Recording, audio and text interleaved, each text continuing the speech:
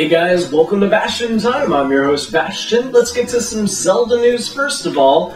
There was that infamous trailer tech demo thing that was shown at Space World, which was kind of like the E3 of its day. I mean, they had E3, but then they also had these other major things back then. And this was all the way back in 2001. And basically the story is, they showed this thing that was like a fancy graphics version of Ocarina of Time for the GameCube, just as a way of saying, hey, this is what a Zelda game could possibly look like on the GameCube.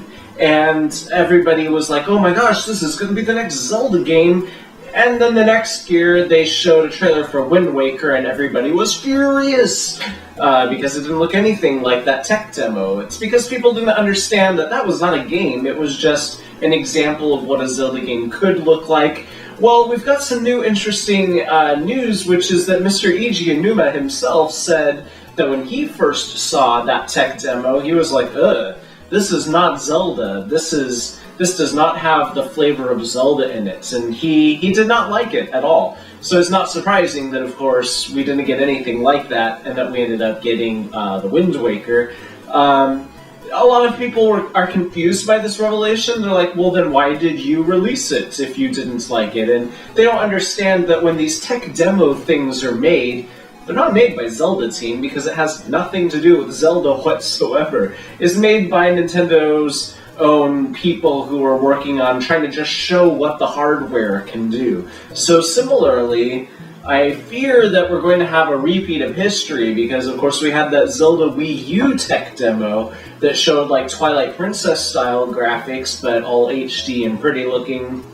And a lot of people don't seem to understand that that's just a tech demo. There are a lot of people out there who think that that is what Zelda Wii U is going to look like, and I don't want to burst their bubble, but again, that had nothing to do with Zelda whatsoever. It's just an example of what Zelda could possibly look like.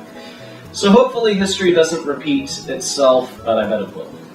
Over in Japan, they went ahead and put up the Link Between Worlds 3DS XL bundle for pre-order on Amazon, and it sold out in 5 minutes. That's got me a little bit worried. I hope it doesn't sell out that quickly over here. I'm still kicking myself for missing out on the Zelda 3DS, so that's a little scary. And speaking of A Link Between Worlds, we have another look at the reversible cover.